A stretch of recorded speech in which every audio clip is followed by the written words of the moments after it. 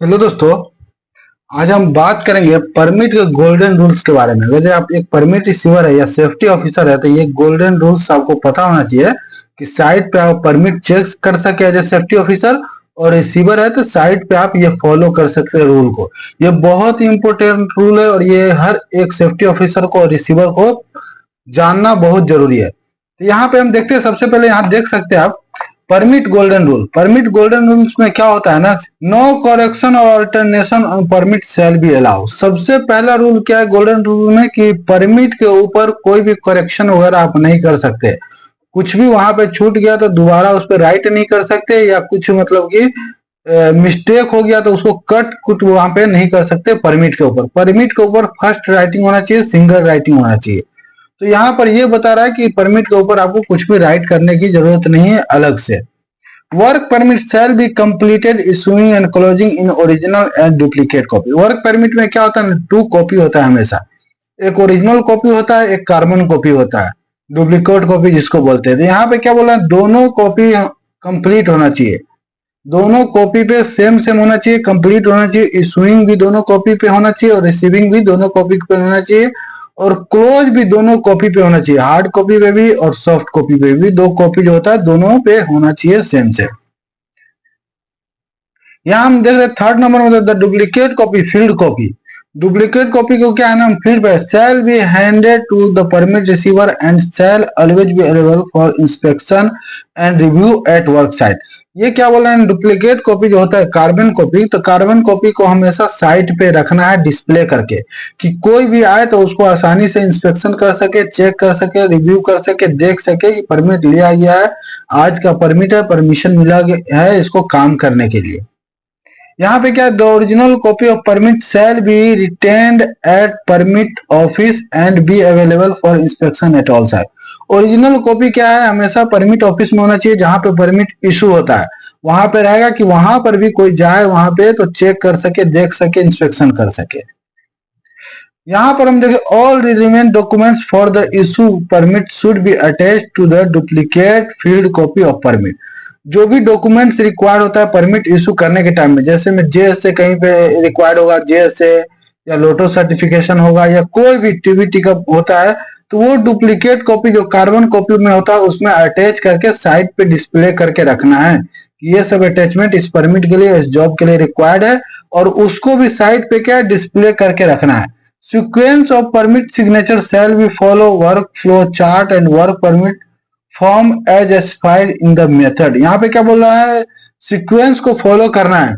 सबसे पहले क्या है, रिसीवर का साइन होना चाहिए, उसके बाद सेफ मेकर का साइन होना चाहिए, उसके बाद क्या बोलते हैं कि इशूअर का साइन होना चाहिए। जिसका भी है, जैसे जैसे स्टेप्स है उसको वहां पे फॉलो करना चाहिए। और वहां पे क्या होता है ना, जो हम परमिट को फिल करते हैं तो उसमें क्या है कि वहां पे अलग से कॉलम होता है कि ये कॉलम रिसीवर को भरना है, ये कॉलम इशूअर को भरना है, ये स्टेप मेकर को भरना है, तो वो सीक्वेंस को भी फॉलो करना है। Blank permit shall under no circumstances be sign in advance. Blank copy जो होता है, ब्लैंक क्या है, परमिट को कभी भी साइन नहीं करना है। ब्लैंक परमिट को आप साइन करना इलीगल है। उस पर जॉब स्पेसिफाइड होना चाहिए, लोकेशन स्पेसिफाइड होना चाहिए। एडवांस में आप परमिट को साइन करके नहीं छोड़ सकते और किसी को दे नहीं सकते हैं कि ठीक है कल तुमको काम करना है इस लोकेशन पे, आज हम परमिट साइन करके उसको दे दिए। ये इलीगल है, ये फॉलो नहीं करना है। यहाँ पर हम देख रहे हैं where a task extend over more than one equipment, a separate work permit for each equipment is required where attachment list for the equipment shall be attached with the permit is required। यहाँ पे बोल रहा है ना, अगर ये job अगर जो एक्सटेंड हो रहा है, वो जॉब दूसरे इक्विपमेंट पे, एक इक्विपमेंट से दूसरे इक्विपमेंट में जा रहा है, तो उसके लिए क्या है ना, उसके लिए आपको क्या है ना, अलग से परमिट, सेपरेट परमिट लेना चाहिए और उसका लिस्ट जो है उसमें अटैच होना चाहिए जो भी इक्विपमेंट पे आप काम कर रहे हैं। सेम इक्विपमेंट पे एक परमिट पे काम कर सकते हैं, दूसरे इक्विपमेंट के लिए क्या है ना, हमको दूसरा परमिट लेना है। सेम जगह हो, सेम लोकेशन हो, कोई नहीं है, फिर भी आपको सेकेंड परमिट रिक्वायर्ड है इश्यू करना, रिसीव करना। यहाँ पे देख रहे task that have the same hazards and can be identify with in same area level and location can be executed in one permit, for example, and not limited to scaffolding work, greasing of palms, taking vibration measurement।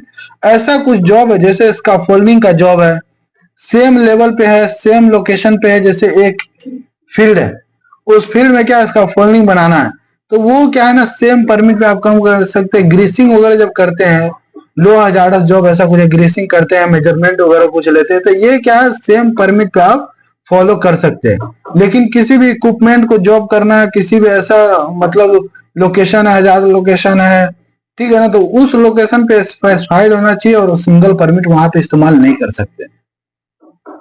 The minimum PPE requirements are safety helmet, safety glass, safety shoe and long sleeve cloth which apply for all employee and contractors or visitors entering plant area।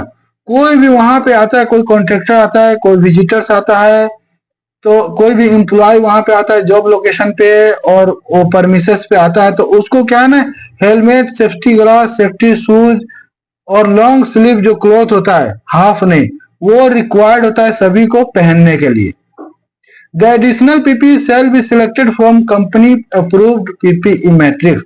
Additional PPE कभी required होता है, जैसे क्या है ना normal job के लिए हमेशा आपको हैंड ग्लव्स लगाना है, ग्लास पहनना है, हेलमेट पहनना है, लेकिन एडिशनल पीपीई क्या होता है, जैसे हाइट का काम आ गया, वहां पे फुल बॉडी आने से रिक्वायर्ड हो जाएगा, ठीक है ना, ऐसा कोई एरिया आ जाएगा से वहां पे आपको रेस्पिरेटरी अलाउ हो गया, तो वो सब क्या है ना आप वहां पे परमिट पे मैट्रिक्स से आप सिलेक्ट कर सकते हैं। एडिशनल पीपीई वहां पे ऑप्शन होता है, उसको आप सिलेक्ट कर सकते हैं।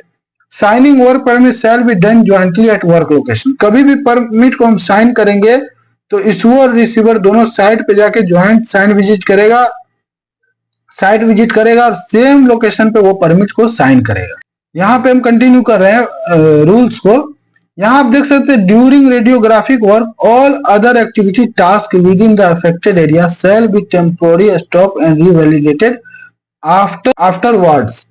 ठीक है ना, यहाँ पे क्या बोल रहे हैं ना, कोई भी रेडियोग्राफिक वर्क होता है ड्यूरिंग रेडियोग्राफिक टाइम पे जितना भी वहां पे जॉब चल रहा है वो सबको स्टॉप करेंगे, पूरा एम्प्लॉय को बाहर निकाल देंगे, क्या है ना टेम्पोररी सारे वर्क को स्टॉप कर देंगे, उसके बाद जो भी परमिट है उसको रीवैलिडेट करेंगे और फिर से हम काम को स्टार्ट करेंगे। रेडियोग्राफी के टाइम में दूसरा काम अलाउ नहीं होता है।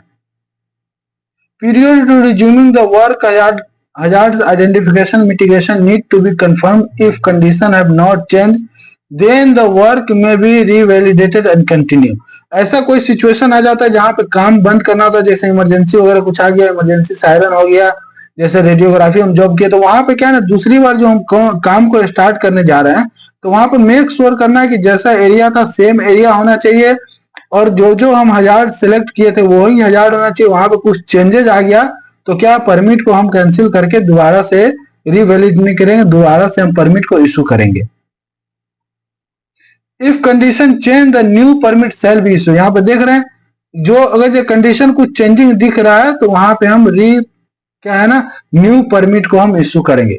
If the work is not completed with in the agreed duration it can be extended maximum 12 hours total working time during normal operation and maximum 24 hours total working time during 10। ठीक है ना, यहाँ पे क्या बोला है नॉर्मल जो है कि अगर ये 8 आवर्स के पीरियड में जॉब खत्म नहीं हो रहा है तो आप उस परमिट को क्या है ना 4 आवर्स के लिए एक्सटेंड कर सकते हैं, मतलब मैक्सिमम अलाउ करता है 12 घंटे के लिए।